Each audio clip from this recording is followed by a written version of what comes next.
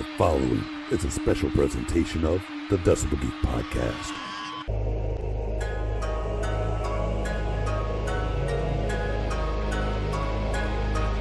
Hey, this is Stevie Janevski from Down Under Australia, the Radio Sun. You're watching Decibel Geek TV. Cheers.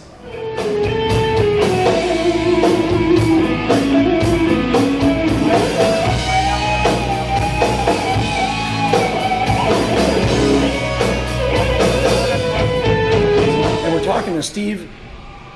I have apologies if I don't pronounce this correctly. Yep. I'm going to say Janevski. You've got it. Hey, that's all right. From the Radio Sun, all the way from Australia. We just watched his band play today at the Rock and Skull Festival in, where the hell are we? Joliet, Illinois. Yes. Is that right? I'm traveling. I don't know where we are. We're making it up. Fantastic. So we just wanted to have a few minutes to talk to Steve and let's learn a bit about the Radio Sun.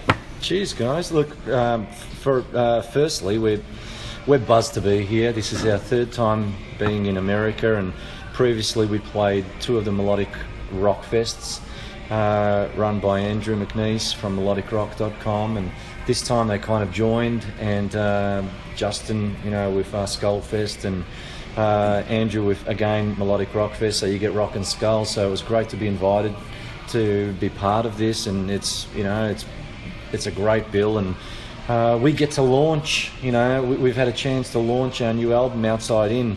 That's right. The new album just came out recently, like this week, right? No, yeah. Well, this week, last week. It depends which territory. It was released on September 30th in Japan, and via digital. So why do they do that? Do you know? This is something I've always wondered. It was why they have different release dates. No, it was purely one of those things where it was a manufacturing problem that Andrew had with Melodic Rock Records. It was just things were running late, so they had no choice but to put the album back. But yeah, man. So when is it available in North America? Is it already? Or? Well, people have been ordering via the site, so via our website. So a lot of people directly through you, they can get it now. Yeah, which is www.theradiosun.com, so people can buy it directly from the band or via Melodic Rock Records, and it's available digitally. As I said, it's on your iTunes and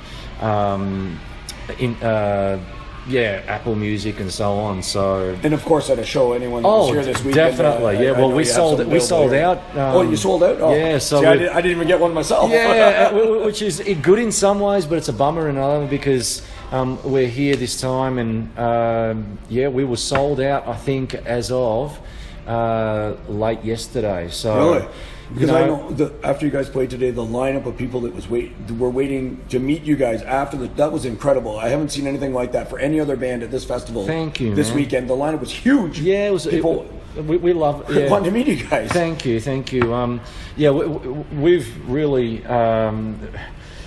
We love the fact that we've gone over so well so far in the States, and it's all for us. It's all about spreading the word, and hopefully it's working. And just by today, I think it does seem to. The reaction of the crowd when you guys came on. I don't think several people. I don't think they knew who you were, but they were so impressed afterwards. Sure. I know our Swedish writer. He's here all the way from Sweden. He said, "Who are these guys?" And I said, "You're a melodic rock fan. Listen to these guys. You're going to love them." He said afterwards, "I have to find these guys on the website." Oh, that's cool, man. Well, it's you working. Need a fan in him alone right there. It's nothing else. Yeah, well, and that's our whole point about coming over here. It's about spreading the word, and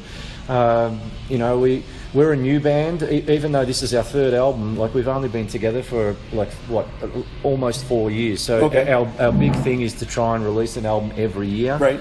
And basically last year at this time we released Heaven or Heartbreak, our second CD. See, I thought that was your first one. I didn't realize there was one before. There's the first one called Wrong Things Right. And where can people get a hold of that? It's all Amazon and that kind of platform? Amazon, it's all available that way, and as I said, you can grab the new album signed by the band for $15. Yeah, so we get it out to you as soon as we get the order. So we're very I guess we love the fact that we can get to know the fans here and playing to a new audience, like you said before, for people who've never seen us. It's awesome, and it's very humbling for us. So yeah, we love it. I was familiar with the second record, sure, and then but that was the first time I saw you guys today. It sounded fantastic. Thank you. I was looking forward to it before that, and you guys lived up to my expectations. Thank you, man. And it was great to see people wearing the shirts in the crowd. Yeah, it's people awesome. at our hotel this morning were wearing the shirts, and I said, "Oh, you're going over?" He's like, "Yeah, I got to make it now. I got to get in time, right?" It's unreal. Look, for us,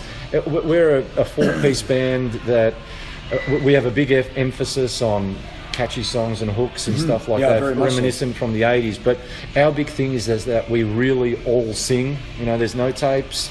So whether we're playing an acoustic, so what we're hearing there is exactly you guys what we're it's the real thing. There's no stuff behind. Yeah, well, none of that that's trickery. right. Yeah, we were invited to play in March, last March at AOR Fest in the UK, which is Hard Rock Hell. And we played an acoustic set, and just the vibe of people who were there were like, "Wow, you guys really sing," and that's our thing. Yeah. So all of us can sing, and hopefully we replicate it live, and it's so far so good. It sure seemed it to me today, anyways.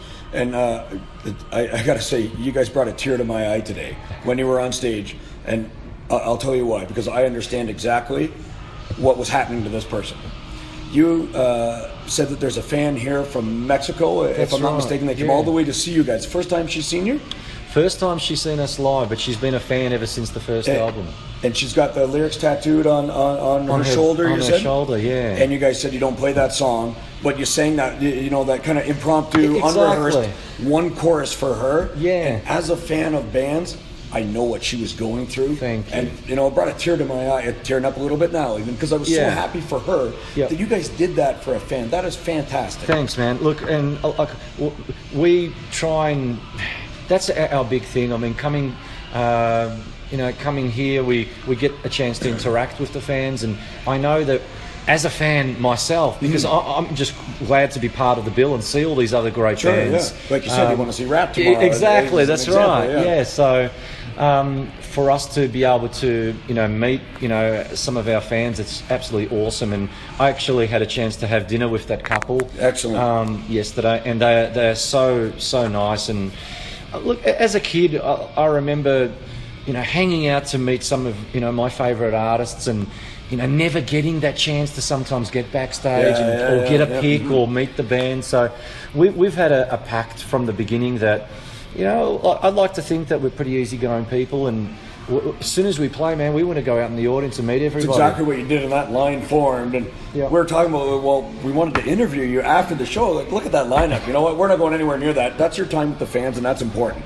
We'll catch you later, and if not, Facebook's on thing. We'll figure it out. And now we've caught up with you now several hours later. Yeah, and like you mentioned, Facebook, I mean, that's been a big thing for us. Coming from Australia, we're so far on the other side of the world, down under. So our big thing is, like I said before, we're trying to release an album every year. That's our way of getting to the people worldwide, and also embracing Facebook and chatting to people there, and your Instagrams and so on. Social media is a big thing. I believe you said it on stage today too. There's a lot of good and bad with it, right? But you can touch the fans like that. And, that's right. I think that's what you kind of have to do. That's how you build a fan base in this day and age. Through the social media and meeting them after the show like that. That's right. That's right.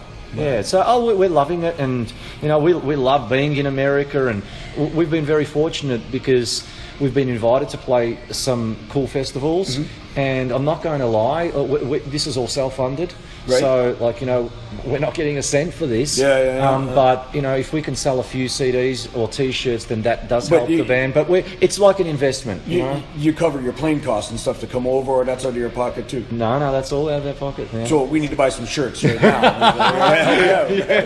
Or else we won't get back home. Apparently you're sold out of shirts already as well. Oh, really? So this is news to me as well. So that's cool. Just a few hats left. Oh, wow. That's cool. No, look, and like I said before, it's an investment for us, and hopefully with the people, if they can ask for us to play again at Rock That's a big investment for you. Coming from Australia, you're not coming from a couple hours flight away, right? Yeah, so that's a big investment. It is, and the way we look at it, I mentioned before that we're fans of the music. We're very passionate, so we look at it as an investment, but at the same time, we get to see some of our favourite bands. Sure, It just everything all into one. it works for us. I mean, obviously we won't be able to do this forever because we've been over here 3 times, and you add it up, man. Some point, yes. Exactly. So we hope that we're building up an audience and we can start to get some more money and stuff. Well, hopefully we can help you out a little bit with that. Thank you, man. Through us as well, and hopefully you touch some fans on that today. But let's talk a bit about the album. Sure, man. Well, first and foremost, a big thing for us as well is we love to thank people who have helped us. And man, if you get that latest album, Decibel Geek is thanked, because we remember, man. We remember stuff like that. Right, any band, any band fans or journalists like yourselves, and we remember, and we really appreciate it. But getting back to the album, it's our 3rd CD, and we spent Jace the vocalist and myself are probably, I would say, the key songwriters in the band, although Ben and Rob have written some stuff previously. Jace and I wrote about 30 demos for this album. Okay. And the previous one we wrote about 25.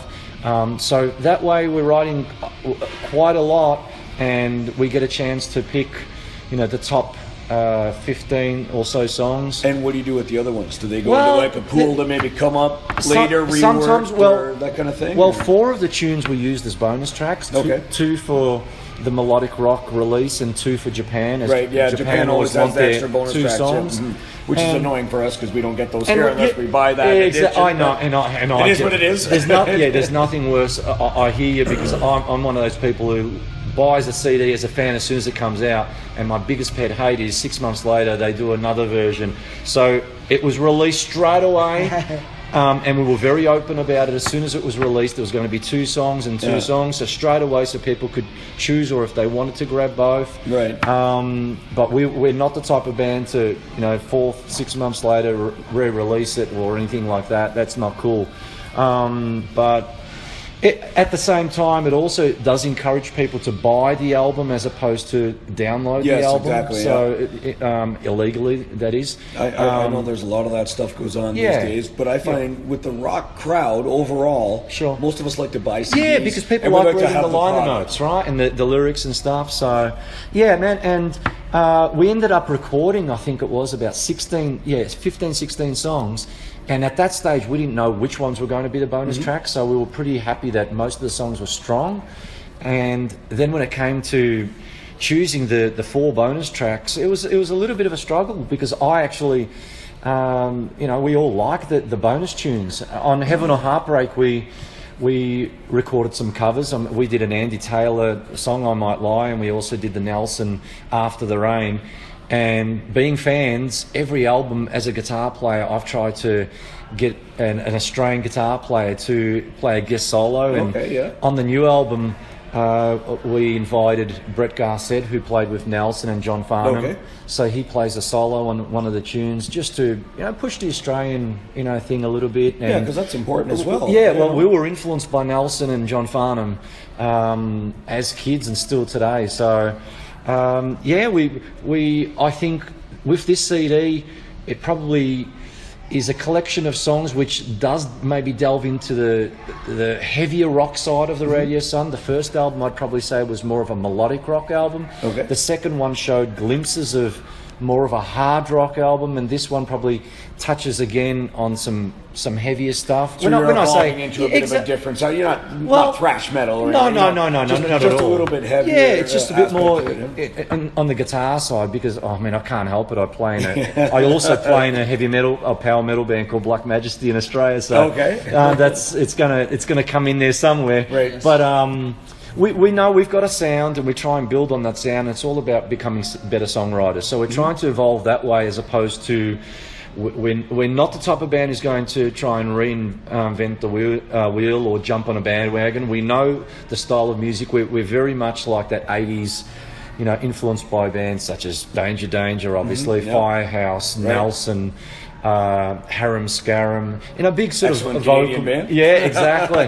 Loverboy. Yeah, another Canadian band. I was just going with that Canadian element. For anyone listening who doesn't know who they are. Man. Look, Just Getting Started album by Loverboy is one of my favourite all-time albums. Like, Really? I love that album. I haven't given that one that much time. Oh man, please do. Like, and Reno he keeps getting better. He's such a good vocalist. I've heard he's still great today. Oh man, I haven't seen him live recently, but a lot of people say. it's just a killer of an album. So we're big fans. Def Leppard, of course, is a big band, because bands that focus on vocals, like as in layers of vocals and guitar oriented. So with this CD, as I said, we're a little bit there's a couple of tunes that have got more of the hard rock element of what we've touched on before, but the main thing is we were trying to write good songs and no fillers. So, and I know everybody says that, but we really did try and concentrate on that. And I know this sounds strange, but we've already written about 12 or 13 songs for the next album. So how close is that to coming out? That'll probably be out in another year. We're waiting a year to go one a year. Because it normally takes a bit of time. You're not rushing it. You've just got some material. You're creative. It's there. You prepped it. Yeah, every CD we've worked with Paul Laine, who has mixed the CDs, and on this CD, Outside Looking In, he had elements of a bit more of production. So we kind of joint the produced by kind of thing with the Radio Sun and Paul Laine, and he's the ex-Danger singer and ex-solo singer, and he has. How did you guys get hooked up with him? Well, I was a fan. I am a fan. I am for many years, and I just hit him up on Facebook. It was as easy as that. So we embraced again. So there's again the good side of social media right there. Yeah, like you say, for a little band in Australia. Yeah, and we thought, like, who could we work with? And we had about 5 names. And in all honesty, Paul Laine wrote back and said, "Man, I want to hear some of your stuff." So he said before he commits to anything, he'd like to mix one of our songs and see if we liked it. Sure. And it was the title track from our first album, Wrong Things Right. And man, he's just been awesome. He really has. Since then we've co-written a couple of tunes together, and he's added some backing vocals and a little bit of keys here and there, because he's a great musician as well as being sorry, I don't mean that in a bad way, but being a great singer. I mean, a lot of people know him as a singer, but he's a great keyboard player. He's a great guitar player as well. So we've been rapt to work with him, and again, sort of extending on that, we are also, the Radio Sun has become his backing band. So we've played a couple of shows in Australia. We played at the last Melodic Rock Fest in 2013, backing up Paul Laine. And again in next March we'll go over to AOR Fest and play the Radio Sunset, but we'll also be the backing band for Paul Laine as well. Really? So play solo and Danger material. Yeah. So it's great, man, and it's all about working with good people. Yeah, that's awesome. He's a star. Sounds like a match made in heaven. Man, it just works. Popped up there. Yeah, exactly. That's awesome. No, it's been great. And I also got a chance to catch up with Bruno Ravel today, because just kind of extended family, and it's just cool, man. We're loving it. I'm loving it. I love it. Yeah, that's good. You know what? The fans were certainly receptive from what I saw, and I know I really enjoyed it. Cool, so thank you, man. You've been with Melodic Rock for all 3 albums, right? Sure. Yeah. And how's that relation? How did that start off with Andrew? Yeah, well, Andrew is from Tasmania in Australia, and we're from Melbourne, so we've known each other for a long time. And it was kind of I was in a previous band called Square One with Jason and Ben, who's the drummer. So 3 of us out of 4, he knew the band. And that band is kind of was a little bit more melodic rock, and kind of with the first album kind of extended into that, whereas now I'd say we're a little bit more of a hard rock band. Right. So we knew each other, and when we told him we were going to record some tunes for a new band called the Radio Sun, he was interested in hearing the stuff, and he liked the band and what he heard, and then decided to release the first CD. So yeah, we've worked with him for 3 albums now, and it's been great because we've had a chance to spread the word. Yeah. So and we're all about just trying to build the band up. So yeah. I'm curious on where did the name come from? I was going to ask the same question. Yeah, man. Well, for us, when we were thinking of band names, we kind of went old school, and back in the day, before, like, you know, we had our CD players, we had our cassette tape players, and before that, in particular, my dad, loves his music as well, and he used to always play the radio. And on the radio, the old radios, they used to have this little sundial, and it had a picture of a sun. So we kind of put that together and had the radio sun. So it's, you know, it's not brain surgery, but at the same time, it's something it doesn't say too much, but I think it's kind of... It's also something that's it's kind of quirky. Exactly. It's different, yeah. Yeah, it's different. So it might stick in someone's head just a little bit more. Yeah, yeah. So that was the whole idea, was the little sundial on the radio. So a bit of that old would be school. the O that's in the logo? You've Is that got the it. little sundial? Yeah, the little sundial. As I look at your hat. Exactly, yeah. Right So, yeah, that's where that came about. Yeah. Now, you've been playing for a few years together as the Radio Son.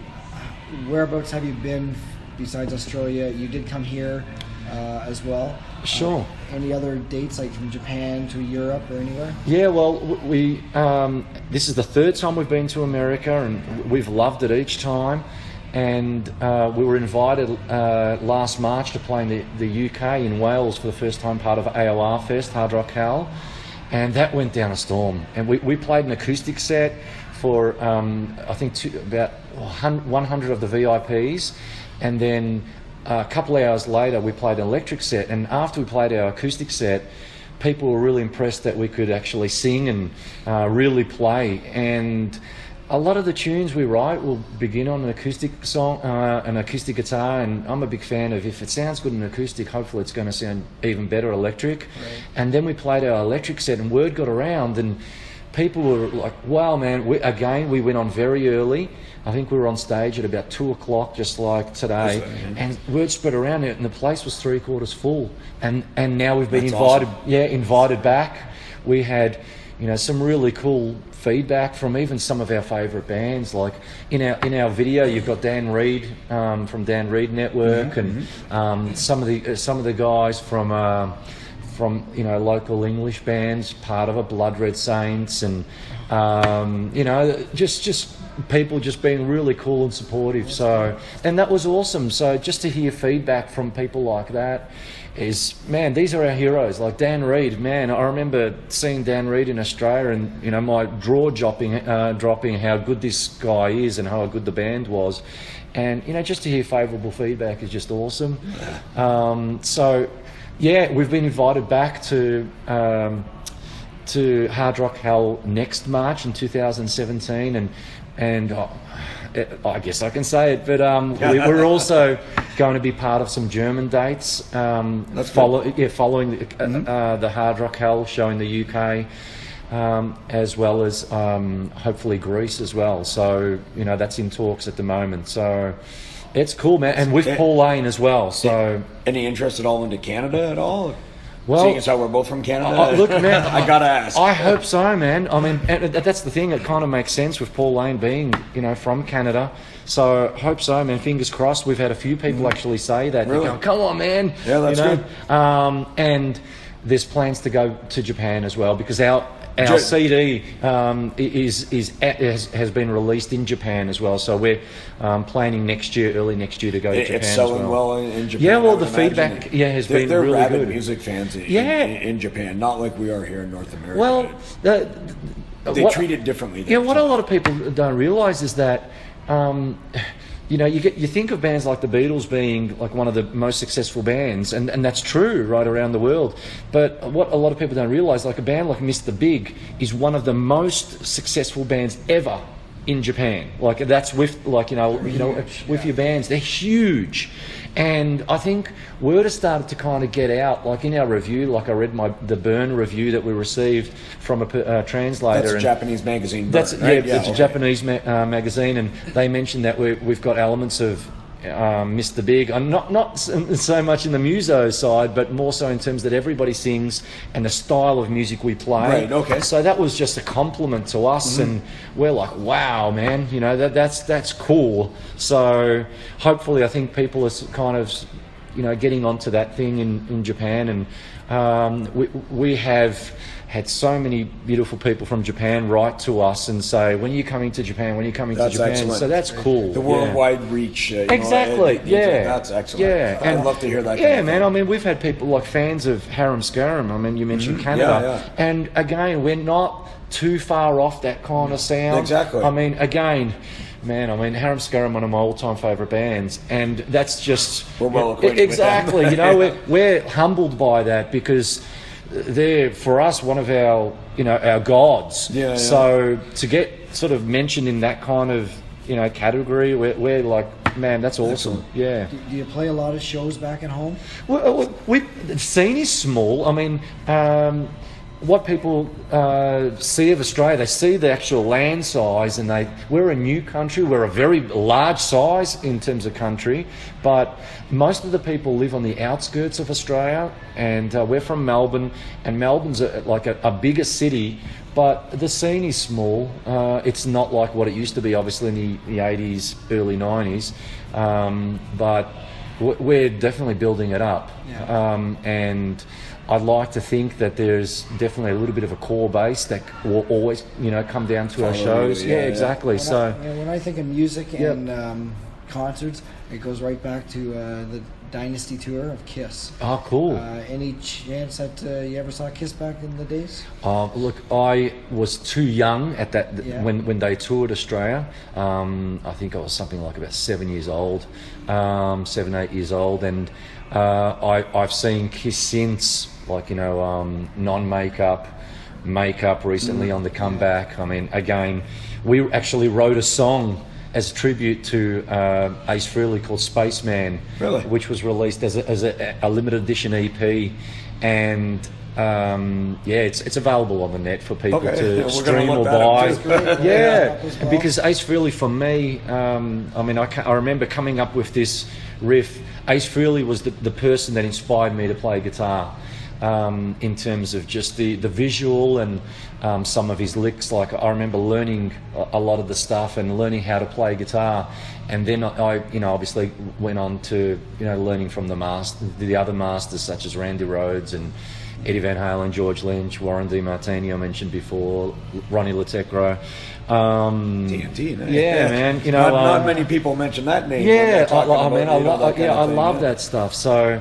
As I said, we're fans of music, so for us, that was awesome. And I should have mentioned this before, but when Ace Frehley came to Australia, for him to actually mention, when I met him, say thank you, is like, whoa, man, that's awesome, man. So, I've got a picture with him holding our tribute, Really? That's awesome right there. And man, it's like, dude, that's really humbling, man. For sure. So, that was a huge thrill for us. So we, made up that EP, and we've been lucky enough that we've actually, in Australia, we were asked to write a song for an Australian football team called Brisbane Lions. I'm a big Aussie rules footy, that game where they smash each other up. So, in the short time of our existence for 4 years, we've been pretty humbled with some of the things that have happened to the band, but we've put in a lot of work, and as I said before, we've put up a lot of money, but it's an investment. So it sounds like it's paying off. It sounds like you guys have made a lot of waves, and it sounds like you're making a lot of connections. And it sounds like it's cool. The right it's doors really are cool. opening in the right places. Yeah, it's really cool. So we're really Let's buzzed hope with that continues for the future. Thank you, guys. For sure. And just before we finish off, I always like to know what your first concert was. My first concert. Oh gosh, okay. I'm thinking now. It's a great question. I think it was. Now I'm going to mention an Australian band called Heaven. I don't know if you know that band. Heaven actually had a bit of success in America, and just a great Aussie band, and there are a couple of bands Australia's had. I mean, obviously a lot of people remember the AC/DC, who are still playing today. One of the best bands ever. But we've had some great Aussie bands, you know, such as Heaven, Alan Fryer, who was the lead singer, you know, a couple of years ago passed away, R.I.P., you know, due to cancer. But, you know, that band, they kind of set the underground of, you know, you can actually go on and get out of the country and have a bit of success. So they came to America and, you know, did quite well. You know, there's Kings of the Sun, another band. Excellent, Kings of the Sun. Yeah, Kings of the Sun. I saw them at Sweden Rock Yeah. Festival about 2 years ago. Yeah, maybe. man. I mean, fantastic. I bought that album when it came out in 1990. Yeah, I love that. Yeah, so about that. you know, there's been a couple of bands that, you know, go under the radar that I just think to myself, man, I wish. BB Steel's another band. I don't know if you know that band. I don't know them. It was they had a CD back in the early '90s produced by Phil Collen from Def Leppard. It's just an awesome CD. And I must mention one other band who are probably my all-time favourite band called Roxas. Roxas? Yeah, and they had kind of what would I say? A Def Leppard meets House of Lords meets maybe Angel, you know, kind of sound with a little bit of, you know, a hard rock. A great singer, as in it was named. The band was named over a guy named Juno Roxas, and that band. If you haven't heard of that Roxas CD, I suggest to grab it. And same with the BB Steele album. Roxas and BB Steele. Yeah, the only other band I know from Australia is Tabera. Oh yeah, Tabera. heavy metal band. How to say it. Yeah, Tabera. Oh, yeah, so you know them as well. Yeah, man. Yeah, we my other band, Black Majesty, we've played together. Oh, really? Yeah. So, but they're just young guys, I think. Yeah, too. they are. 17 or 18 or something. Oh, a little bit older. Oh, yeah, a little bit yeah. older. But yeah, they're from Tasmania, and man, they're kicking goals as well. It's just cool, man. So yeah. You know what? There's good music in all the corners of the Yeah, world. man. It's and just it's all about searching it out, right? You know, finding the right people. Yeah, that's it. You know. Yeah. Sorry, I talk a little bit too much, don't I? Okay. I'm an Aussie, That's you know, okay. with kangaroos and koala bears. I've got to do this. I appreciate you talking to us, you know, at all. I know you've got a lot of fans, and you know you're tired, and you want to see Rat tomorrow and everything too, right? So I appreciate you taking this time to talk to us as well. Cheers, Excuse guys. my voice; it's I've been yelling too much at the shows.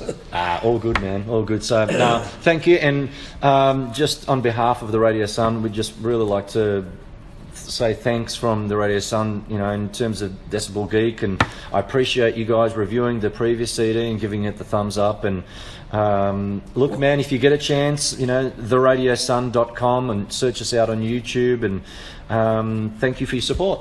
Right on. Thank you very much. Cheers. I will do anything for you, girl. Turn me inside.